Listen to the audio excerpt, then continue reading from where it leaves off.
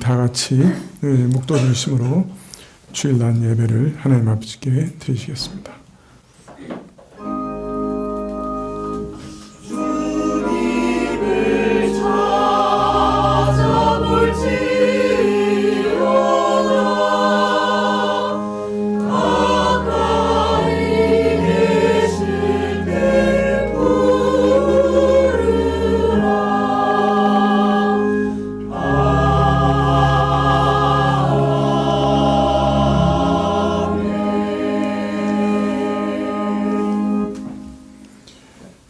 내가 하나님을 의지하였은즉 두려워 아니하리니 사람이 내게 어찌하리이까. 내 짐을 여호와께 맡겨버리라. 너를 붙드시고 의인의 요동함을 영영히 허락지 아니하시리로다. 아멘. 아버지 하나님, 오늘도 주님 앞에 나왔습니다. 저희 인생의 모든 짐들 저희 스스로 짊어질 수 없어서 주님 앞에 내려놓습니다. 주님께 맡기오니 주님께서 붙들어 주시옵소서. 저희는 저희 짐을 주께 맡기는 동시에 오직 주님만 바라보며 예배하고자 하오니 하나님께서 오늘 저희의 모든 것이 되시고 저희의 사랑이 되시옵소서. 주님 앞에 엎드려 경배할 때 홀로 영광과 찬송을 받으시옵소서. 저희 죄악을 주님께 어찌 고백드리지 않을 수 있겠습니까? 뼛속까지 스며있는 죄악들, 죄악의 모든 세력들 주님께서 성령으로 정결케 하시고 또 사하시기를 구합니다. 예배의 시종을 주께 의탁드리옵고 예수님의 이름으로 기도합나이다. 아멘. 찬송가 2장입니다.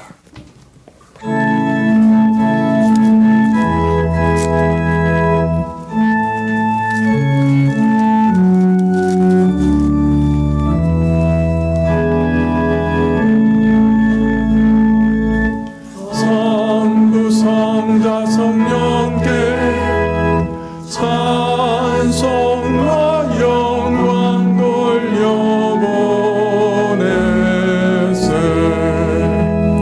대초로 지금까지 또 영원 무궁토록 성삼위께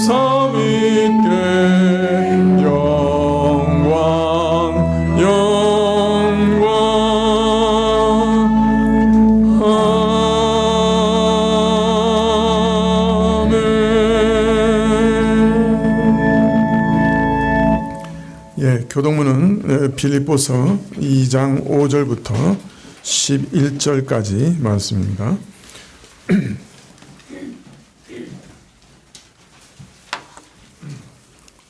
신약 319쪽입니다. 빌립보서 2장 5절부터 11절.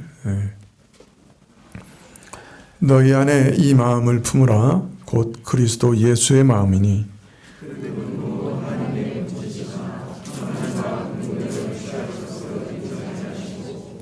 오히려 자기를 비어 종의 형체를 가져 사람들과 같이 되었고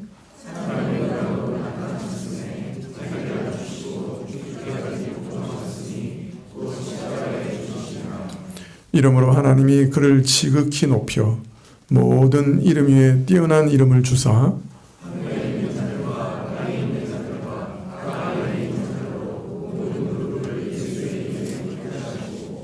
모든 입으로 예수 그리스도를 주라 시인하여 하나님 아버지께 영광을 돌리게 하셨느니라. 아멘. 사도신경으로 우리 신앙을 고백드리겠습니다. 전능하사 천지를 만드신 하나님 아버지를 내가 믿사오며 그 외아들 우리 주 예수 그리스도를 믿사오니 이는 성령으로 잉태하사 동정녀 마리아에게 나시고 본디오 필라도에게 고난을 받으사 십자가에 못 박혀 죽으시고 장사한 지 사흘 만에 죽은 자 가운데서 다시 살아나시며 하늘에 오르사 전능하신 하나님 우편에 앉아 계시다가 저리로서 산 자와 죽은 자를 심판하러 오시리라.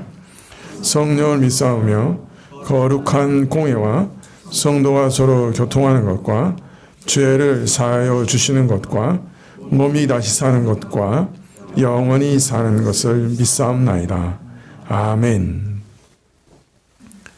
22장 찬송하시겠습니다.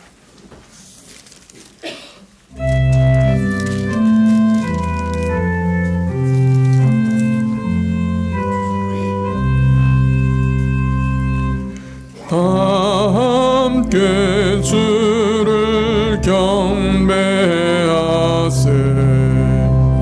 주 같은 이가 어디 있을까. 주 앞에 찬양을 드리니 주 성령이여 나를 도우사.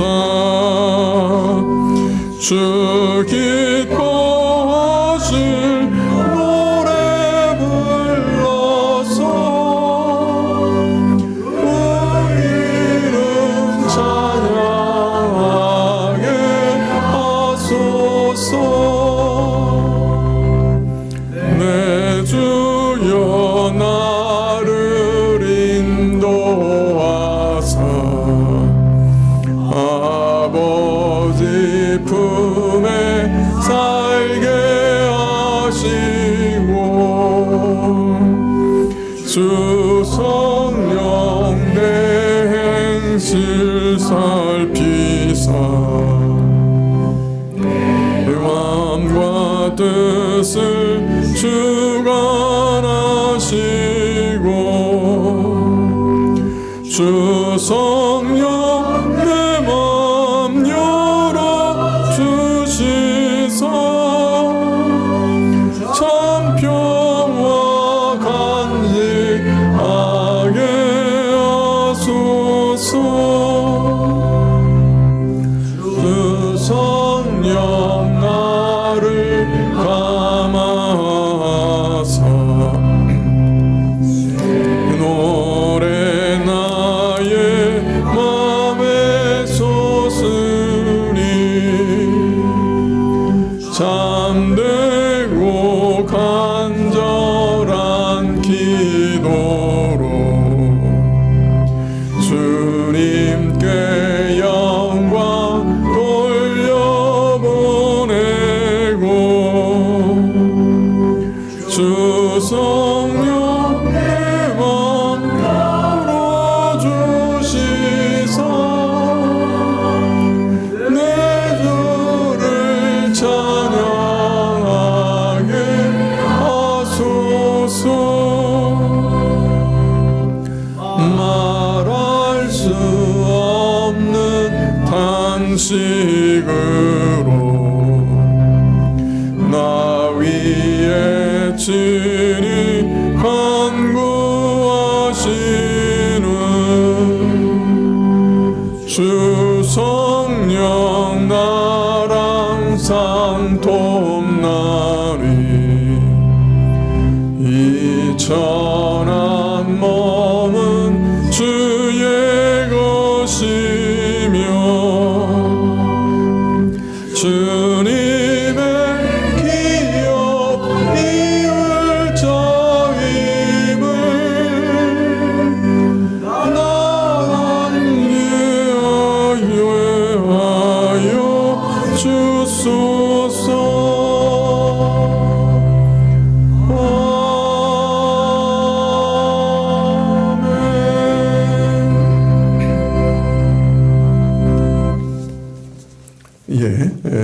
광고 말씀 먼저 보시겠습니다. 오늘은 어버이 주일하고 또 어린이 주일을 같이 하려고 합니다. 어린이 주일은 주일학교에서 준비를 잘 하셨는 줄 알고요. 또 아이들에게 선물도 나눠드릴 계획입니다. 우리가 어버이 주일은 좀 이렇게 풍성하게 해야 되는데 죄송합니다. 그냥 선물만 간단하게 준비했습니다. 먼저 우리 대표로 조남순 권사님께 제가 좀 드리고요. 나머지 우리 어머니 분들에게는 친교부에서 나가실 때 드리도록 하겠습니다. 65세 이상 되는 부모님들께 우리가 다 선물을 준비했는데요. 저희가 지난번에는 좀 선물을 준비했더니 무겁다고 그러셔가지고 오늘은 아주 가벼운 걸로 준비했습니다. 신세계 상품권으로. 예.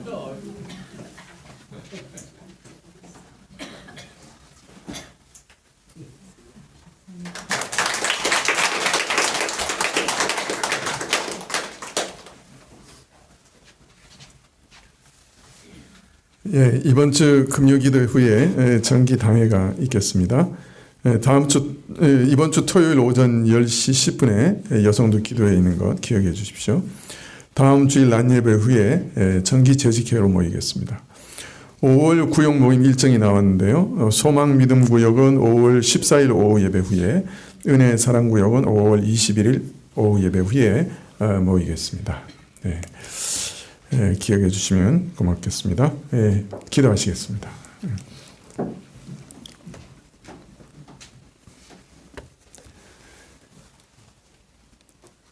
주께서 인생으로 고생하며 근심하게 하심이 본심이 아니시로다. 주님 이 말씀 기억합니다. 저희에게 고생하고 근심하는 것이 큰 유익이 있기 때문에 주께서 그것에 대해서 기뻐하지 않으실지라도 또 우리에게 종종 허락하시는 줄 믿습니다. 아버지 하나님, 우리가 이러한 고생과 근심 가운데서 지극히 낮아지는 것을 배우게 해주시면 좋겠습니다. 저희가 마음이 가난해지는 것을 배우면 좋겠습니다. 저희 여러 가지 범죄하는, 또 습관적으로 범죄하는 일들 가운데서도 저희가 어떤 자들인지 발견하고 지극히 낮아지며 특별히 마음이 가난해지는 자들이 되게 하여 주십시오. 가난한 마음에서 우러나는 회개와 간구가 진실로 하나님께 가닿는 기도요 회개가 될 줄 믿습니다. 정직하고 또 올바른 마음 우리 마음에 주시되 자신을 정직하게 바라보고 또 깊이 가난한 마음으로 오직 모든 복을 주시는 모든 부요함을 가지신 하나님 앞에 나아가 저희 가난함을 아뢰며 주의 도우심을 얻게 하여 주시옵소서. 참 간절한 마음으로 또 갈망하는 마음으로 열정을 가지고 주님 앞에 부르짖을 수 있도록 역사해 주십시오. 주님, 저희 기도로 힘있게 하고 간절하게 하는 이 가난함이 참으로 중요하기 때문에 하나님께서 우리로 고생하고 근심하는 것이 본심이 아니실지라도 그러한 일들까지 허락하시는 줄 압니다. 아버지 하나님, 저희 안에 진실로 하나님께 부르짖고 간절하게 하나님께 나아가며 하나님과 인격적으로 교통하는 일들이 많아지고 깊어지고 또 길어질 수 있도록 역사해 주십시오. 그뿐 아니라 순간순간마다 하나님께 나아가게 해 주십시오. 삶의 여러 상황 속에서, 일 가운데서, 사람들과 만나는 가운데서, 배움의 한가운데서 하나님께 순간순간 나가며 부르짖게 하시고 주의 도우심을 구하게 하시기를 간절히 기도드립니다. 우리가 어찌할 수 없는 것을, 우리가 할 수 없는 것을 발견할 때마다 그것이 무엇이든지 간에 우리의 가난함을 발견할 때마다 그것이 무엇이든지 간에 하나님께 나아가서 부르짖고 구할 수 있도록 도와주시고 하나님께서는 가난한 마음으로 부르짖는 자들, 참으로 겸손한 마음으로 부르짖는 자들에게 응답하시사 하나님의 살아계심을 증거하시고 드러내시기를 간절히 기도드립니다. 오늘도 저희가 참 하나님께 나아가 예배드리며 저희 헌물을 드렸사온데 저희 자신을 대표해서 드렸사오니 저희를 받아주시기를 구하고 저희 입술의 찬송과 기도를 받으시기를 구하며 말씀을 허락해 주시기를 구합니다. 모든 것 주님께 의탁드리고 예수님의 이름으로 기도합나이다. 아멘. 말씀은 골로새서 2장 18절부터 19절 말씀입니다. 신약 326쪽인데요. 골로새서 2장 18절부터 19절입니다. 골로새서 2장 18절부터 19절 신약 326쪽인데요.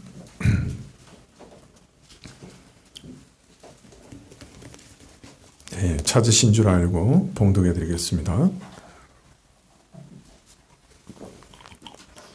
누구든지 일부러 겸손함과 천사 숭배함을 인하여 너희 상을 빼앗지 못하게 하라. 저가 그 본 것을 의지하여 그 육체의 마음을 쫓아 헛되이 과장하고 머리를 붙들지 아니하는지라. 온몸이 머리로 말미암아 마디와 힘줄로 공급함을 얻고 연합하여 하나님이 자라게 하심으로 자라느니라. 아멘.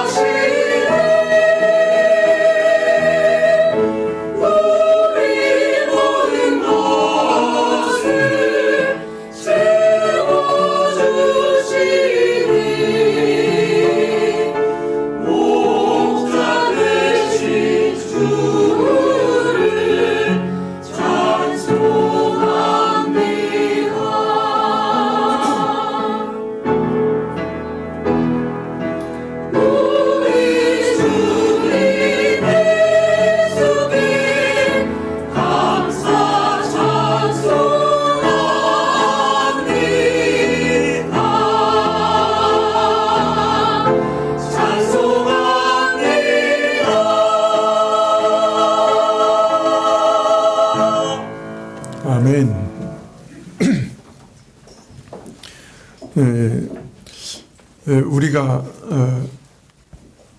타락한 이후에 하나님이 우리에게 주신 모든 좋은 선물들을 사실은 우리는 잘못 사용하고 오용하고 망쳐버리고 그렇게 하는 일이 아주 비일비재합니다. 그런데 이런 것은 세상 만물뿐만 아니라 하나님이 주신 영적 은혜도 그렇게 할 수 있습니다. 이 골로새 교회 가운데 일어난 이단 가운데는 하나님이 주셨던 그 구약의 아주 귀한 규례들, 앞으로 오실 예수님을 증거하는 규례들을 오해하고 또 잘못 적용해서 예수 그리스도로부터 멀어지게 하는 이단들이 있었는가 하면은, 또 다른 이단은 하나님이 주신 신비한 은사와 은혜들, 신비한 체험들을 또 오해하고 또 잘못 오용해서 이단으로 빠진 그런 사람들도 있었습니다. 천사를 보여주셨어요. 이게 보통은 볼 수 없는 거죠. 그런데 그 눈을 열어서 보이지 않는 천사들을 보게 하셨어요. 자, 그런데 그 체험을 한 다음에 그 체험을 잘못 해석했어요. 그만 우쭐해졌어요. 그리고 그 신비로움에 취해가지고 계속 그걸 말하고 다녔어요. 그런 다음에는 당신들은 이런 체험도 못해 하면서 다른 사람들을 내려다보기 시작했어요. 그리고 당신들보다 내가 더 신령한 사람이니 당신들은 내 말을 들어야 해 하고 다른 사람들을 지배하려고 했어요. 휘두르려고 했어요. 이처럼 귀한 은혜마저 부패한 이성으로 잘못 해석했어. 성경도 부패한 이성으로 잘못 해석한 것처럼 자신의 신령한 경험도 부패한 이성으로 잘못 해석했어. 헛되게 과장하고 자랑하고 또 그것만 의지하고 따라가다가 점점 교만해졌어. 자기도 모르는 사이에 예수님마저도 저버리고 예수님도 의지하지 않고 예수님으로부터 멀리 떨어지는 그런 이단들이 골로새 교회에 등장했던 거죠. 이것이 참 위험한 것은 이런 신비한 경험은 그 일반적이지 않죠. 참 너무 참 놀랍죠. 신비하죠.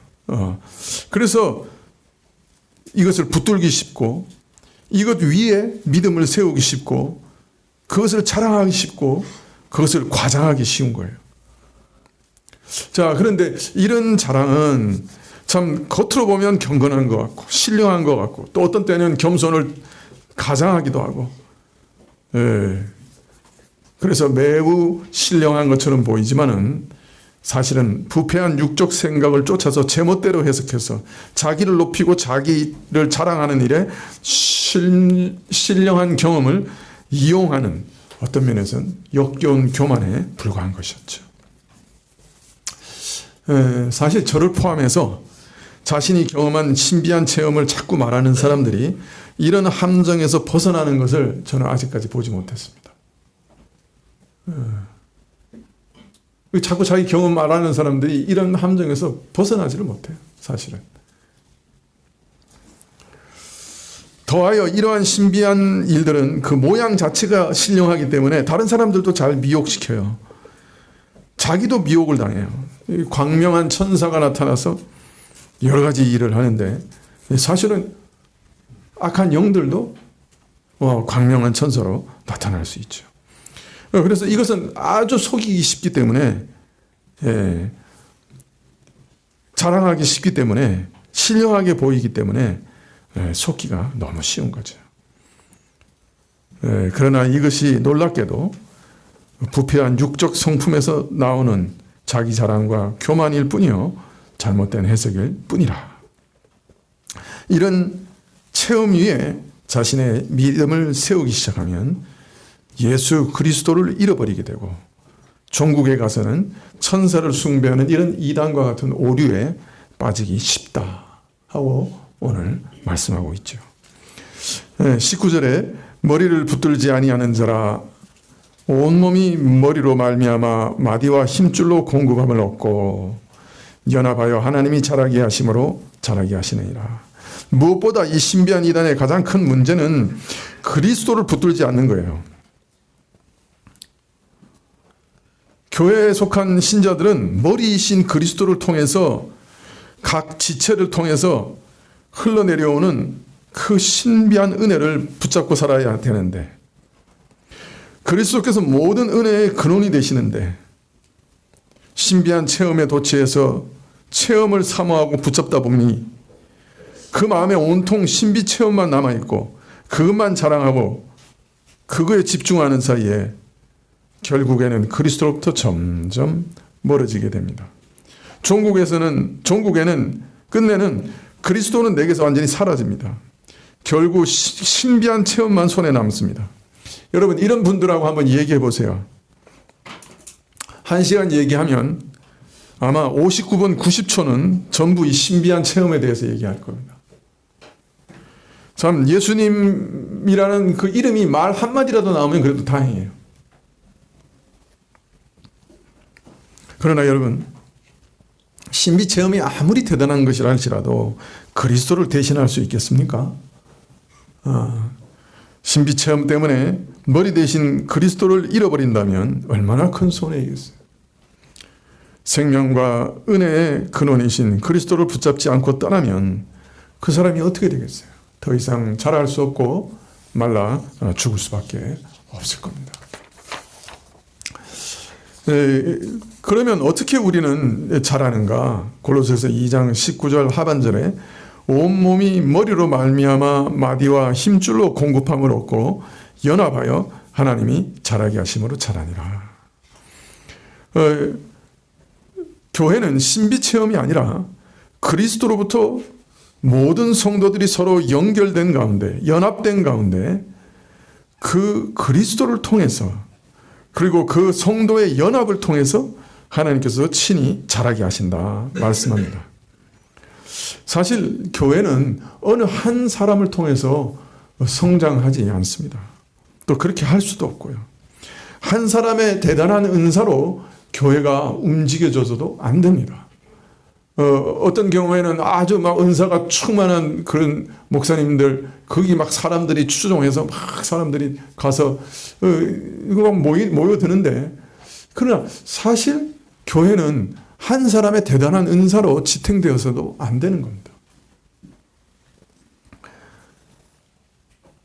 하나님께서 각 사람에게 베푸시는 은혜가 서로에게 연합되고 연결되어서 그 은혜가 서로를 자라게 해야 합니다.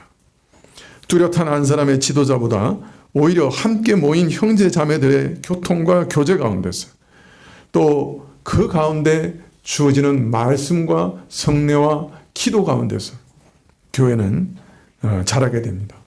각각의 은사들이 드러나고 각각의 은사를 가진 사람들이 서로를 섬김으로 교회는 강건해집니다.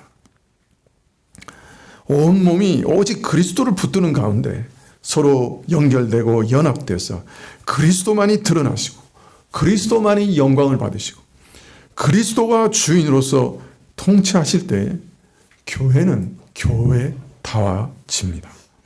이것이 교회를 자라게 하시는 이상적인 모습입니다.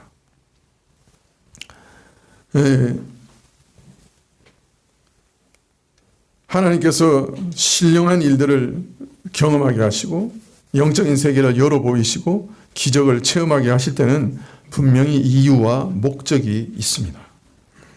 그렇기 때문에 그것을 잘 받아들이고 분수를 지키고 합당하게 이용하고 그렇게 하면 유익이 있습니다. 그러나 남들이 경험하지 못한 것을 체험했다고 교만해지거나 자랑하거나 다른 사람을 낮추어 보면 작게는 자기 자신에게 영적인 피해를 입히는 일이요, 크게는 자신과 함께 다른 사람들을 영적으로 무너뜨리게 됩니다.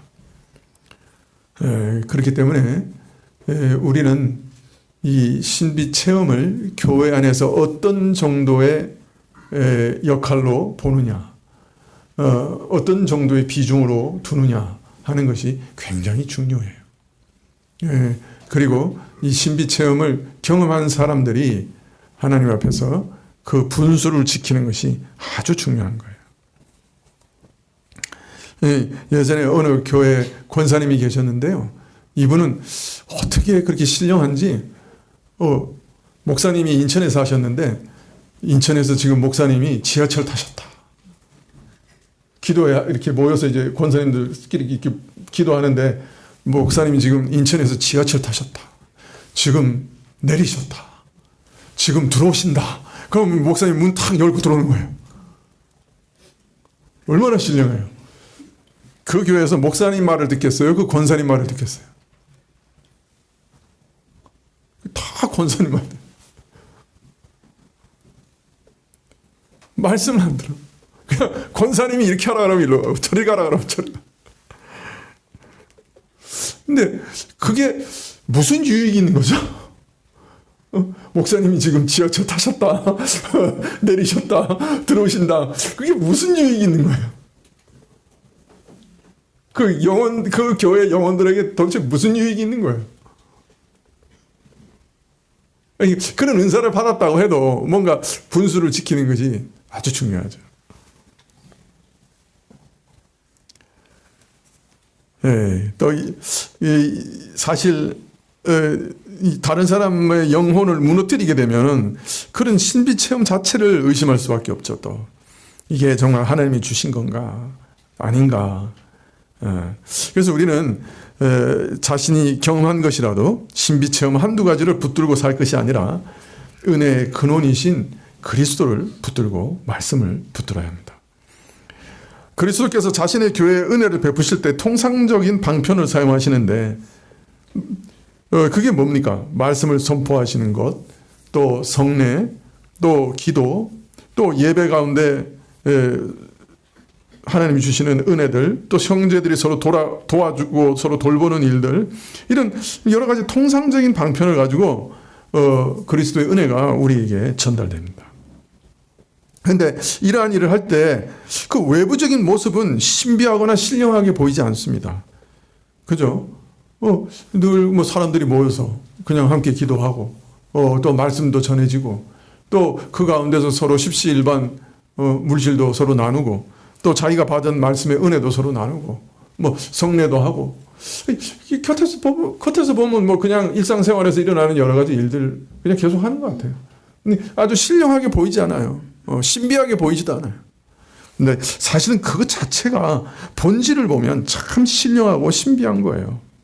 외부적인 모습은 뭐 신비한 게 아닌 것처럼 보일지 몰라도 신비 체험이 더 신령한 것처럼 보일지 몰라도 본질에 있어서 통상적인 은혜와 비교할 때 신비 체험이 더 신령한 것도 아닌 거죠. 또 그 모습은 신령하지 않아도 그 자체가 참 신비한 은혜들인 거예요. 참 그 신령한 은혜의 본질과 핵심은 항상 허물로 죽은 우리가 그리스도의 은혜를 통해 믿음을 의지함으로 살림을 받는 것이고 죽은 영혼이 다시 살아나서 그리스도를 믿고 사랑하며 하나님을 향해 살아가고 하나님을 의식하는 것. 사실 이것이 신령한 은혜의 본질 아닙니까? 네. 참 여러분 이런 것들은 우리가 참 늘 경험하고 또 그 안에서 살아가는 거기 때문에 아주 막 신령한 그런 체험처럼 느껴지지 않아요.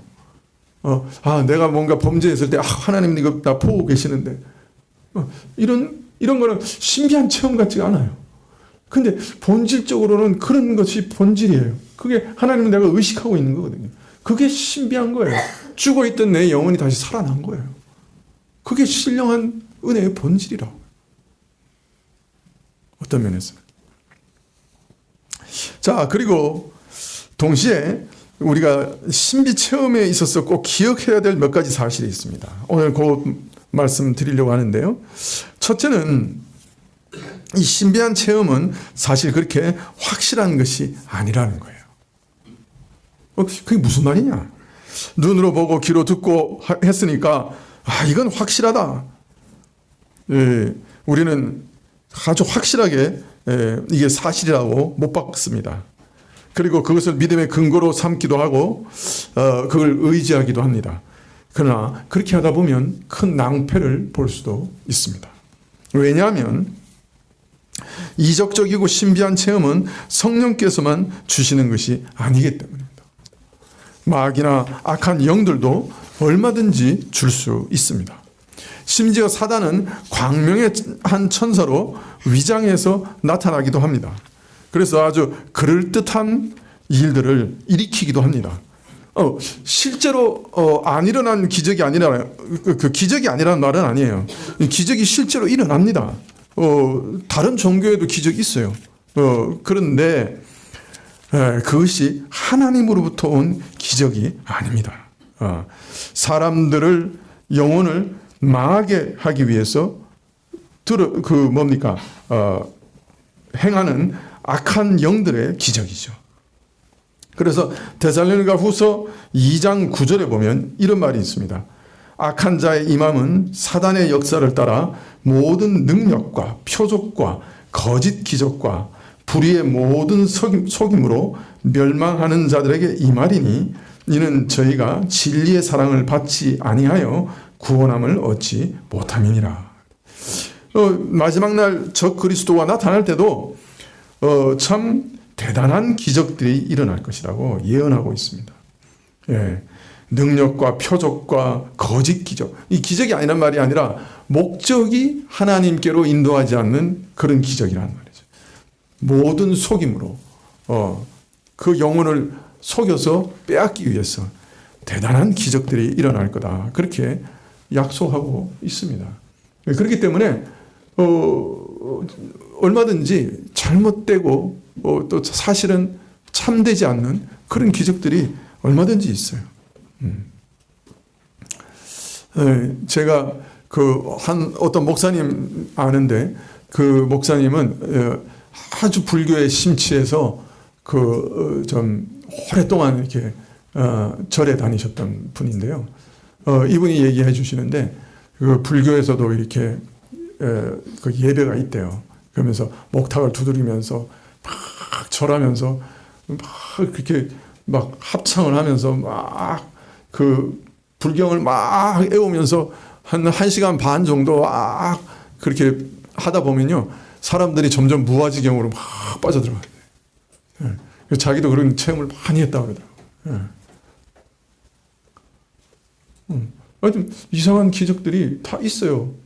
그렇지만 그런 황홀경이나 뭐 환상을 보고 막 그런 것들이 다 주님으로부터 오는 것은 아닐 수 있는 거죠. 그런데 문제는 이 신비하고 이적적인 일들 앞에서는 사람들이 이 일을 달기가 참 쉽지 않아요. 잘못하면 막 그런 사람들 그러잖아요. 너 성령을 회방하는 죄라고 막 그러면서 윽박지르면은 그냥 또 두려워가지고 그런 사람들이 막 끌려가죠. 아니 하나님 당신한테 이렇게 하라고 그랬는데 그 말이야 말 안 들으면 그 성령을 회방하는 죄야. 막 이러면 사람들이 막 주눅이 들어서 확 쫓아가요. 신천지 같은 경우는 제가 그 신천지에 빠진 6개월간 그 빠진 저 부부를 6개월간 제가 교육한 적이 있었는데 시큰 교육시켰더니 두란노 교회인가 온누리 교회로 가버리더라고. 6개월간이나 훈련을. 하여튼 그건 그렇고 하여튼 그래서 신천지에 나왔어 이 사람이. 근데 들어보니까 처음에 그 신천지의 사람이 딱 와가지고 자기가 굉장히 어려움을 겪고 있는데 하나님께서 지금 당신이 이렇게 어려움 겪는 것 내한테 알려주셨다고. 당신이 신천지에 와서 믿어야 된다고. 그래서 교회 다니던 사람이 멀쩡하게 다니던 사람이 신천지로 갔다는 거예요. 너무 자기 사정을 막 알려주니까. 근데 나중에 신천지에서 몇 년 이렇게 있다 보니까 그게 공작이더라는 거예요. 그러니까 옆에 있는 어떤 사람이 내 사정을 알고 그 신천지죠. 그런데 그 사람은 정체를 밝히지 않다가 다른 사람한테 알려준다는 거예요. 저 사람이 이런 지금 어려움에 있습니다. 그러면 이 사람이 마치 하나님이 자기한테 보여준 것처럼 와서 얘기를 한다는 거예요. 그걸 발견했다는 거예요. 그래서 처음에 자기한테 온 사람도 누군가가 정보를 줘가지고 자기한테 온 사람이구나. 그걸 깨달았다는 거예요. 그래서 뭐가 잘못된 건지 뭐 좀 이상한데 좀 가르쳐 달라고 저한테 온 적이 있었어요. 여러분 이런 것들도 있어요. 신비를 가장하는 거짓이죠. 이건 진짜로. 그래서 여러분 이러한 신비한 일들을 경험할수록 이것 자체가 확실한 건 하나도 없어요. 어떤 면에서는 진짜 신비한 일이 일어났다 해도 그 근원이 하나님이 아닐 수도 있는 거죠. 그래서 요한은 우리에게 경계하기를 영을 다 믿지 말고 하나님께 속한 영인지 시험하라고 아주 적극적으로 명령하고 계시죠. 그러니까 쉽게 영을 믿지 말라 그래요. 또 하나님이 주신 확실한 신비 체험이라 할지라도 사실은 우리가 그것을 해석할 때 우리가 부패한 이성을 가지고 있기 때문에 잘못 해석하는 경우도 얼마든지 있어요. 환상을 봤다 해도 환상 자체를 잘못 해석하는 거예요. 꿈을 봤는데 꿈 자체를 잘못 해석하는 거예요. 그런 일들이 얼마든지 있어요. 그렇기 때문에 이 체험 자체가 뭔가 확실한 것을 우리에게 가져다 주는 것은 거의 아닐 때가 많은 거죠. 그러니까 내가 본 거니까 확실하다 이렇게 생각하지만 사실은 그렇지 않은 경우가 얼마든지 많아요. 신비 체험에 있어서 꼭 기억해야 될 것 둘째는 그래서 더 확실한 게 있다는 거예요. 신비 체험보다 더 확실한 게 있다는 거예요. 설사 신비 체험이 하나님이 주신 거라 할지라도 사실은 그보다 더 확실한 것이 우리에게 있습니다. 그것을 베드로 후서에서 말씀하고 계시는데요. 베드로는 변화산에서 예수님의 모습이 변하며 모세와 엘리야와 더불어 십자가의 일을 의논하시는 광경과 또 하늘에서 나는 음성을 직접 경험했습니다. 그걸 베드로후서 1장 16절 하반절부터 이렇게 얘기합니다. 우리는 그의 크신 위엄을 친히 본 자라. 지극히 큰 영광 중에서 이런 소리가 그에게 나기를 이는 내 사랑하는 아들이요 내 기뻐하는 자라 하실 때에 저가 하나님 아버지께 존귀와 영광을 받으셨느니라. 이 소리는 우리가 저와 함께 거룩한 산에 있을 때 하늘로서 나옴을 들은 것이라. 베드로는 직접 변화산에서 예수님이 변화되시는 것과 하늘에서 예수님이 하나님의 아들이시다 하는 것을 증거하는 그 소리를 들었어요. 만약 여러분이 이런 경험했다고 하면 내가 이런 경험했다 그러면 어떻게 했을까요? 어떻게 했을까? 아마 저는 평생 자랑하고 다녔을 거예요. 야, 내가 예수님을 여러 해 동안 모시고 직접 보고 생활하는 것도 모자라서 영광 중에서 변화하신 그 산에서 예수님의 신성의 영광을 내가 친히 봤어. 하나님께서 친히 내 사랑하는 아들이라 선포하는 음성도 들었어. 아마 할 수만 있다면 제 명함에다가 주의 영광을 직접 보고 들은 자 이렇게 쓰고 다녔을 겁니다.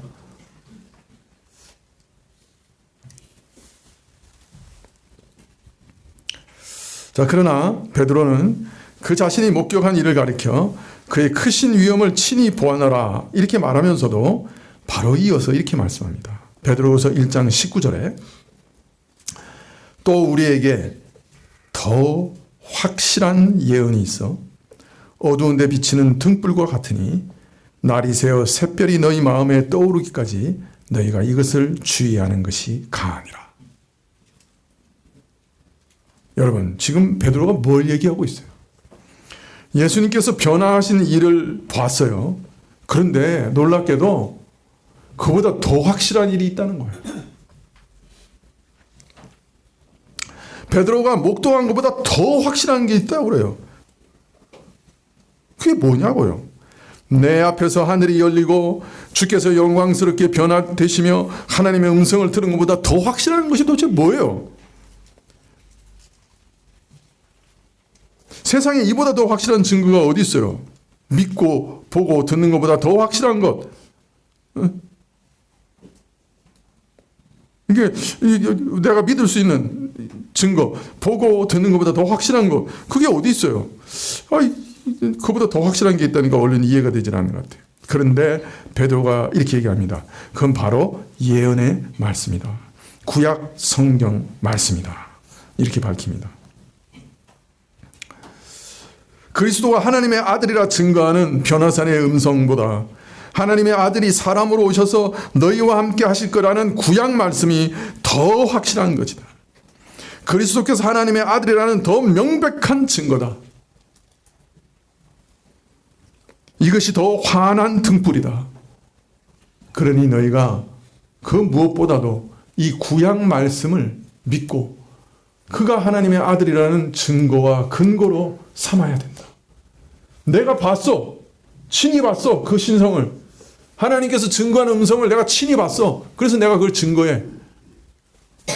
그러나 이 증거보다 더 확실한 것은 이 일을 미리 계획하시고 미리 구약 성경에 기록해 놓으신 그 예언의 말씀이야. 이것이 더 확실한 증거예요. 그러니 하나님의 말씀을 붙들어. 하나님의 아들이시라는 것을, 예수님의 하나님의 아들이시라는 것을 그 말씀을 통해서 믿어. 그렇게 말씀하고 있는 거예요. 그래서 믿는 자는 이 성경 말씀에 주의하는 것이 마땅하다. 어떤 것을 보고 듣는 것보다, 신비한 경험보다 이게 더 확실한 거야. 하나님 미리 계획하시고 미리 알려주신, 그래서 성경에 기록하신 이 성경 말씀이 더 확실한 거야. 그러니 이 말씀에 귀를 기울여야 돼. 베드로는 지금 그렇게 얘기하고 있는 거예요.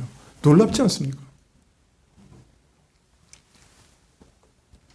자, 도대체 예언의 말씀, 성경이라는 것이 어떤 것이기에 직접 눈으로 보고 들은 것보다, 아니 하늘에 신령한 것을 직접 보고 들은 것보다 더 신뢰하고 더 기울여 경청해야 되느냐?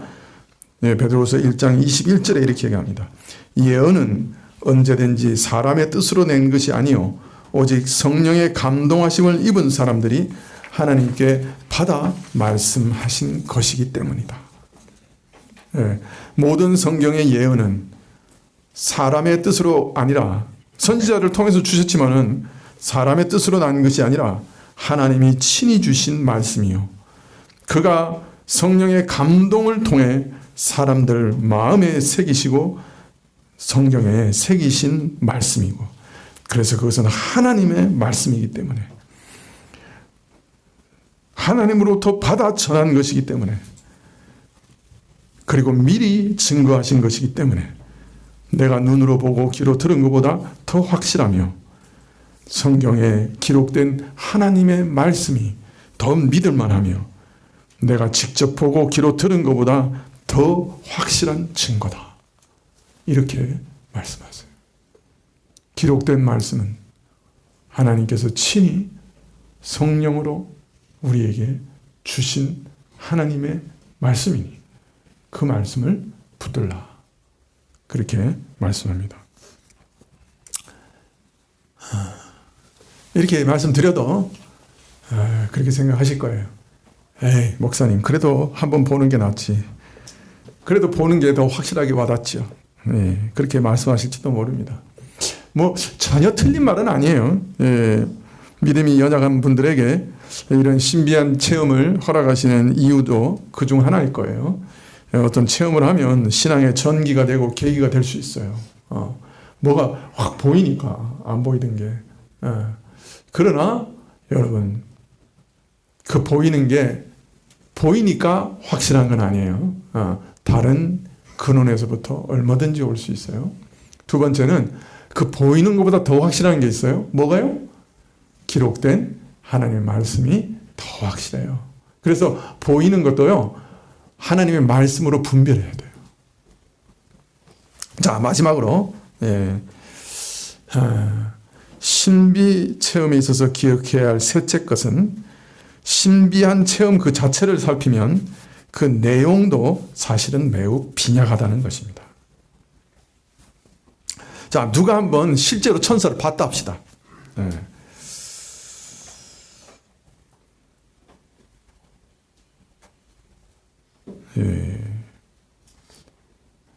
저도 최소한 한 2번은 본 것 같은데.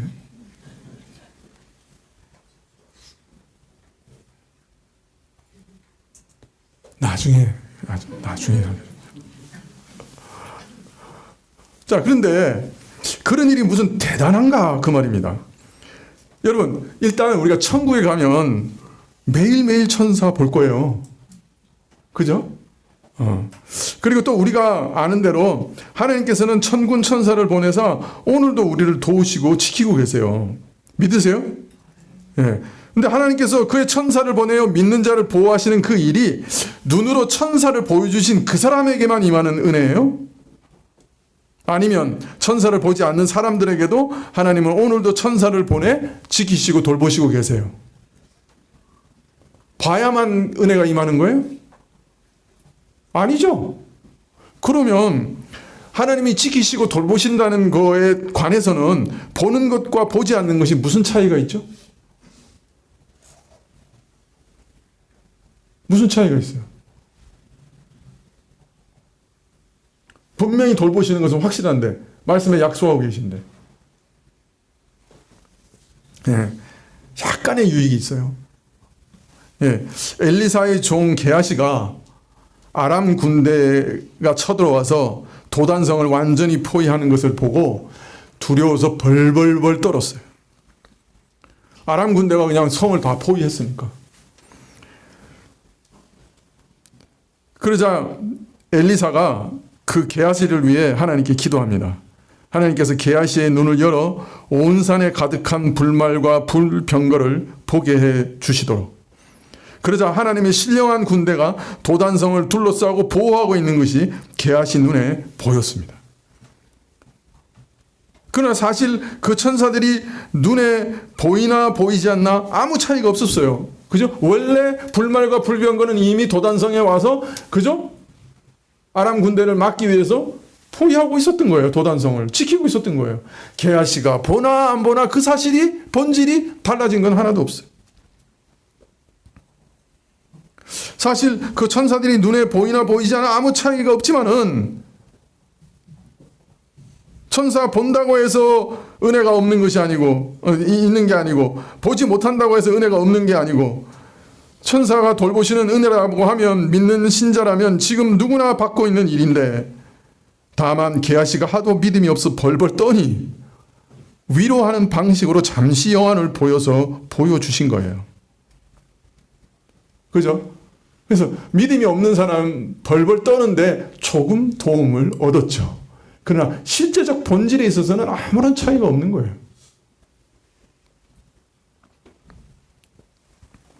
따라서 천사 본 거 하나 가지고 참 육적인 생각으로 이런저런 해석을 붙여 교만해진 사람은 사실은 그 믿음의 내용이 참으로 빈약하고 참 얄팍하다고 하는 것을 자증하는 것에 지나지 않아요. 겨우 천사 본 그거 하나 붙잡고 신앙생활을 하려고 하니 그 신앙생활이 얼마나 빈약한 거예요. 그러다가 예수님까지 내팽개쳤으니 얼마나 큰 불행을 당하고 있는 거예요. 영적으로 말라 죽게 됐으니.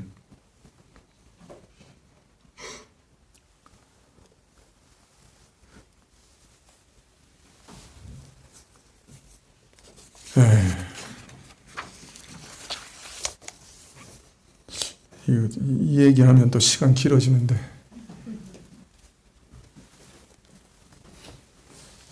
1984년 여름에 저희가 팀을 하나 모아가지고 한 달 동안 부산에서 목포까지 걸어가면서 전도했습니다. 부산을 출발해서 남해 섬에 들어가기 직전에 어느 시골 교회에서 하룻밤 자고 아침에 감자 2-3알과 마요네즈를 가지고 때웠습니다. 아침을. 주로 그렇게 먹었어요. 제일 간단한 게 그냥 감자 삶아가지고 마요네즈 들고 다니다가 감자 2알씩 줬어요. 그것도 많이도 안 주고. 그 마요네즈 발라가지고 먹는 거야. 그게 아침 제일 간단하니까. 그리고 이제 아침을 때웠고 그 다음에 이제 성경을 펼쳐서 성경을 다 읽고 그 다음에 이제 이 성경 말씀에서 묵상하고 은혜 받은 걸 서로 나눴어요. 다 나눈 다음에 기도하고 끝냈어요. 그런데 어떤 자매가 하나, 수박 먹고 싶다. 그런 거예요. 그러니까 그 옆에 있던 사람이, 아니, 나는 고구마. 아니, 나는 오징어. 아니, 나는 주시우레시껌. 아니, 나는 오레오. 뭐 이래가지고 7개, 8개가 쫙 나왔어요. 저는 그래도 그때 아무 소리 안 했습니다.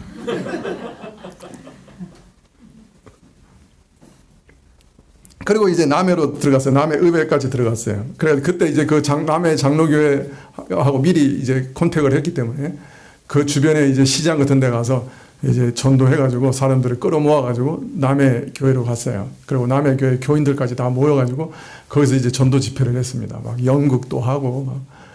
제가 그때 기억나는 건 시장에서 청년 2를 제가 데리고 갔는데 나중에 알고 보니까 통일교 신자더라고요.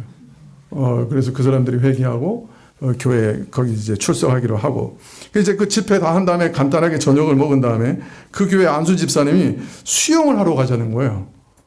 그 밤에 한 7시 넘었을 거예요. 그래가지고 상주 은모래 해수욕장으로 갔어요. 교회 본고를 타고. 그래가지고 수영복도 없었죠. 그분이 바로 그 해수욕장 앞에서 가게를 하시는데 수영복도 빌려주시는 거예요. 그래서 수영복도 빌려가지고 그래서 한 10시쯤까지 수영을 하고 나왔는데 가게 앞 평상에 음식을 차려놨어요.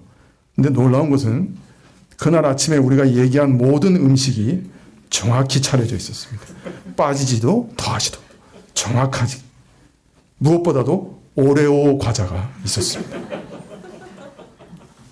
가게에 많은 과자들이 있었는데 안수 집사님이 아니 하나님께서 오레오 과자를 정확히 가져와서 상위에 차려놓으신 거죠.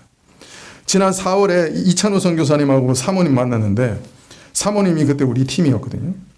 40년 가까이 지난 일인데 그 오레오 과자 얘기를 다시 꺼내시는 거예요. 그때 저도 기억 저편에서 그때 일을 끄집어낼 수 있었습니다.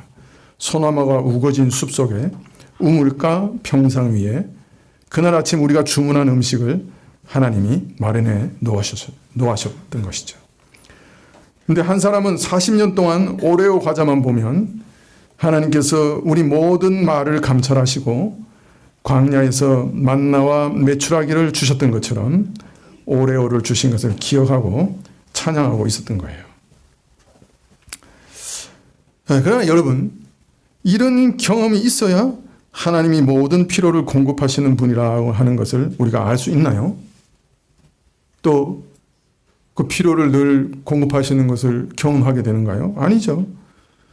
여러분, 마태복음 6장 31절에 뭐라고 말씀하셨어요?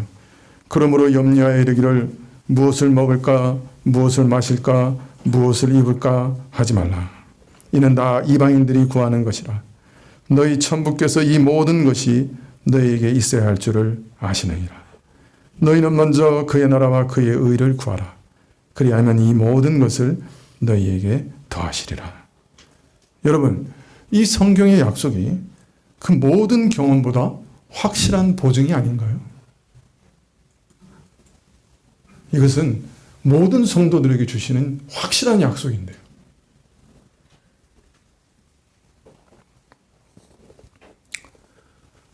어떤 분이 와서 하나님의 말씀을 대언합니다. 아들아, 내가 너를 사랑한다. 야, 이런 말 들으면 막 마음이 기쁘고 또 안심도 되고 그러죠. 아, 하나님이 친히 내게 나를 사랑하신다고 말씀하셨어. 그러나 한번 생각해 보십시오. 이런 경험이 우리 인생에 닥치는 수많은 어려움과 난관을 이기게 해줍니까? 아니에요.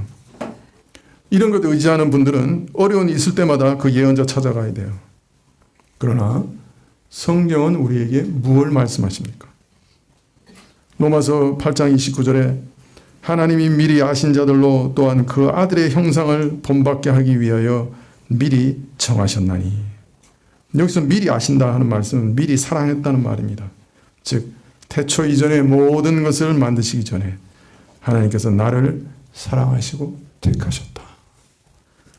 그리고 로마서 5장 8절에 우리가 아직 죄인 되었을 때 그리스도께서 우리를 위하여 죽으심으로 하나님께서 우리에게 대한 자기의 사랑을 확증하셨느니라. 우리가 하나님을 모르고 여전히 반역하고 하나님께 범죄하고 하나님과 원수 되었을 때 하나님은 우리를 먼저 사랑하셨고 그 외아들을 우리를 위해 죽이셨다. 그래서 자신의 사랑을 확증해 주셨다. 따라서 로마서 8장 38절에 내가 확신하노니 사망이나 생명이나 천사들이나 권세자들이나 현재일이나 장래일이나 능력이나 높음이나 깊음이나 다른 아무 피조물이라도 우리를 우리 주 그리스도 예수 안에 있는 하나님의 사랑에서 끊을 수 없으리라. 따라서 자신이 이런 죄인인 것을 알고 그리스도를 믿는 자들, 저에게 자신의 영혼을 의탁하는 자들은 현재일이나 장래일이나 그 어떤 일이라도 하나님의 사랑에서 끊을 수 없다. 혹 지금 내가 범죄한 그 모든 죄에도 불구하고 하나님의 사랑은 결코 변하지 않는다. 자, 이런 말씀의 원리를 믿으며 그 말씀의 약속을 마음에 새기고 있는 신자는 어떻겠습니까? 그 어떤 환난과 고난과 어려움 속에서도 하나님의 사랑을 확인할 수 있지 않겠습니까? 매번 가서 소위 기도하는 사람 찾아가야 됩니까? 가서 하나님의 사랑을 확인해야 됩니까? 아니지요.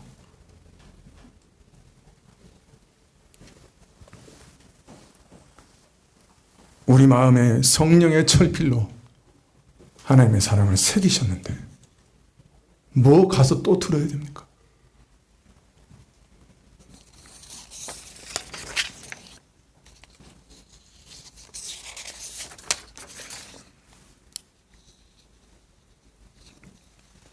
예, 많은 분들이 무엇을 보았다, 무엇을 들었다, 간증도 하시고 또 자랑도 하십니다만은 사실 그 말하는 거 가만 들어보면 건질 만한 거 거의 없어요. 큰 의미 있는 말들 별로 없어요.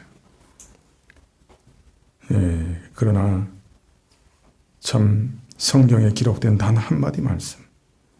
주께서 죄인을 위해 죽으셨도다. 주께서 죄인을 위해 죽으셨도다. 이 한마디 말씀이 마음에 살아있으면 그 말씀이 주는 감동과 은혜가 저에게는 그 모든 간증보다 1000배, 100배 더 소중합니다. 모든 사람들의 간증보다 주께서 죄인을 위해 죽으셨다는 이 간단한 말씀이 참 가장 깊고 풍요로운 말씀 아닙니까? 예. 저는 여러분이 신비한 체험을 많이 하시면 좋겠어요. 그러면 영적 세계가 있음도 확신하실 것이고 세상을 추구하는 것보다는 천국을 더 추구하고 소망하실 수 있을 것입니다. 그러나 체험의 한계도 분명히 아시기를 바랍니다. 그리고 체험이 많으면 많을수록 더욱 겸손하게 말씀에 매달리는 분들 다 되시기를 축원합니다. 네, 기도하시겠습니다.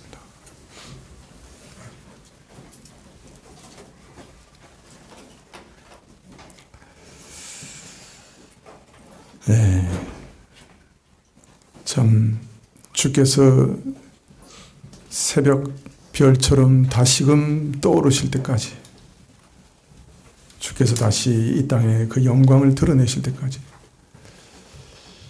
저희 마음에 주의 말씀이 항상 살아있게 하시고 그 말씀이 저희를 인도하게 하옵소서. 주여, 우리에게 기이한 일들을 보여주시옵소서. 저희가 진토로 지음받은 자들인 걸 기억하시오니 주의 살아계심을 우리에게 여러모로 드러내 주십시오. 기적을 일으켜 주십시오.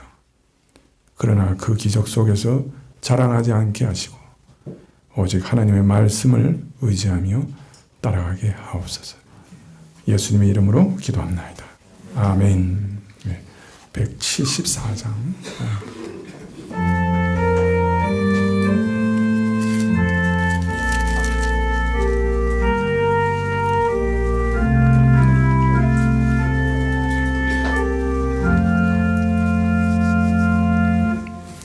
성령의 은사를 나에게 채우사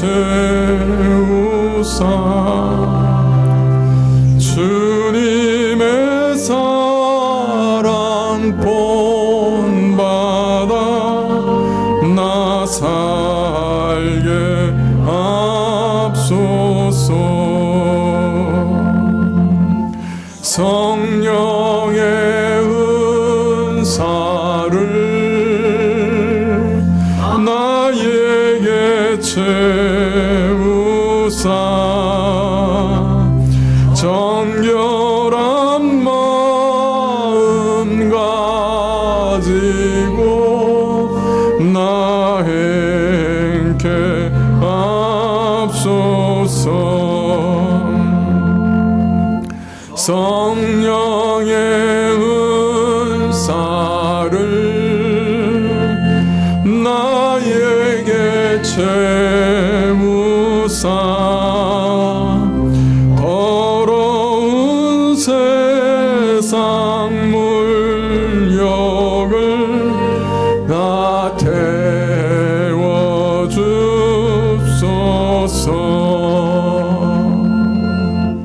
성령의 은사를 나에게 채 영원한 주님 나라에 나 살게 하소서.